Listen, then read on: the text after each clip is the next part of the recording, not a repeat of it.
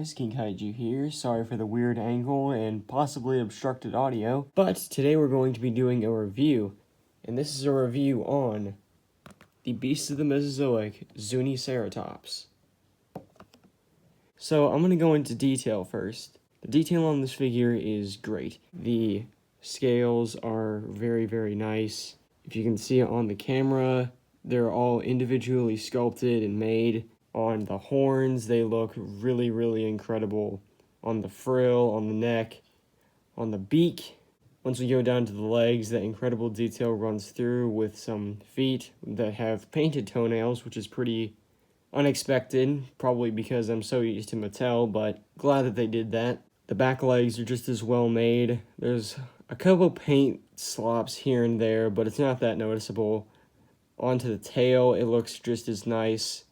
And going back onto the main body, there's a lot of nice paints like silver and blue that are mixed in, and I think that is really, really incredible. I should mention that this is based on a lizard. I'm not exactly sure which one. I'll have to put it in the video with some text, but I'm going to take this guy off screen real quick and show you guys the box. So we'll go to the back of the box first. I should mention that there's this little thing that comes off. I'll take that off. But as you can see, here's all the figures. We have the Protoceratops down here, the Psittacosaurus over here, the Zuniceratops up here, which is kind of hard to see, Chasmosaurus, Styracosaurus, Medusaceratops, Diabloceratops, and the young Triceratops over here.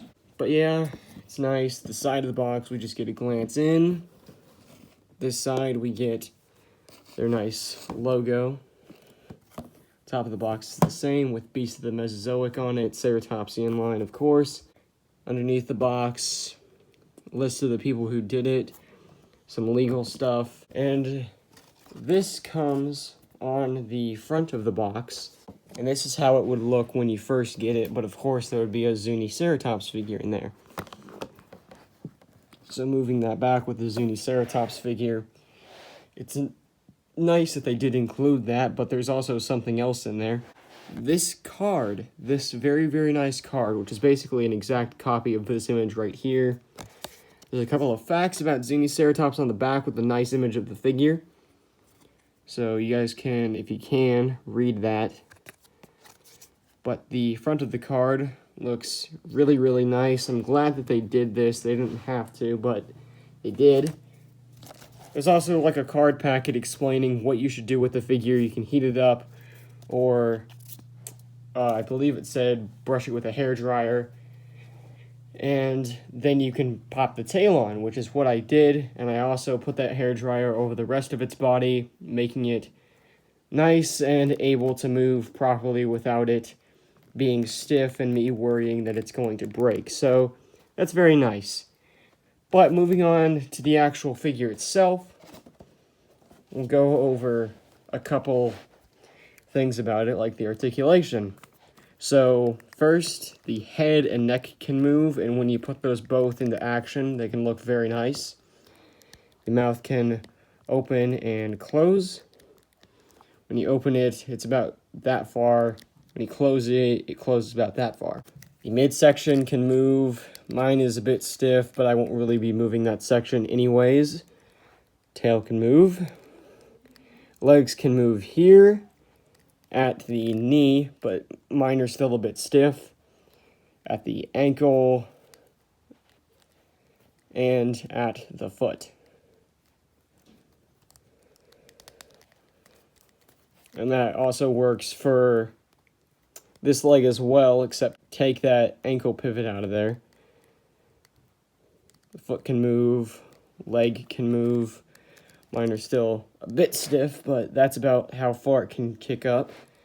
Put that foot in to work with it, and you can make it look like it's stepping or something. And the leg itself can move as well. So, very, very nice.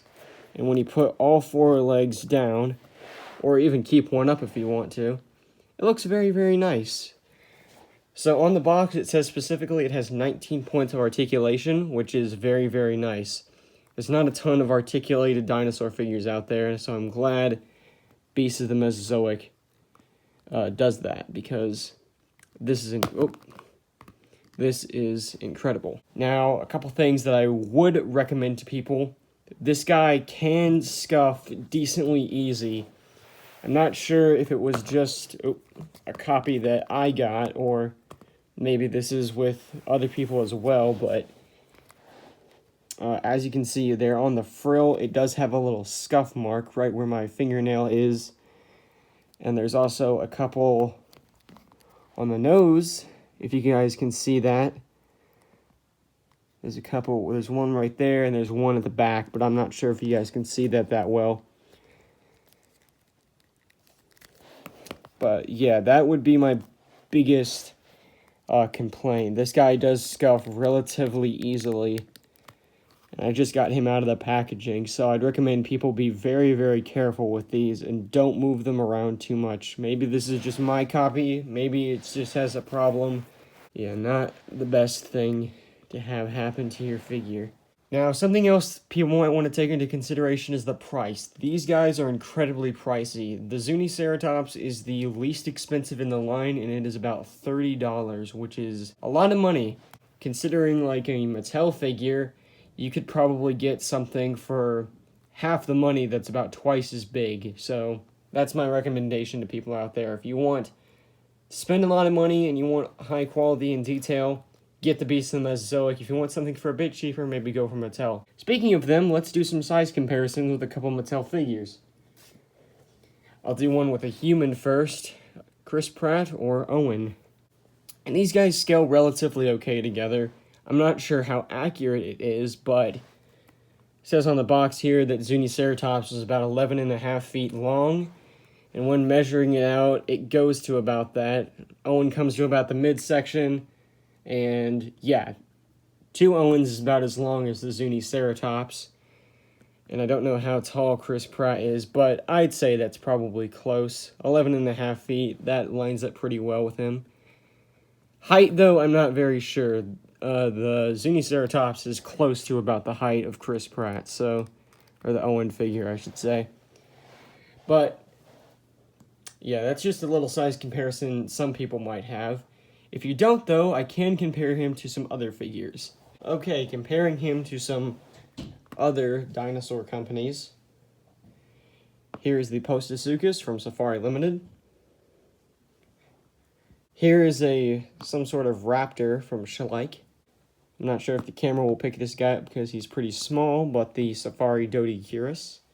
I'll have to hold this guy up, but the Collectae Quetzalcoatlus with prey. And finally, I'll probably have to put him behind the Zuniceratops, the Papo Running Rex. So those are a couple size comparisons for you guys. And that is about it for this review. This figure is incredible. I like it a lot. There are some downsides to it, but I do really like it.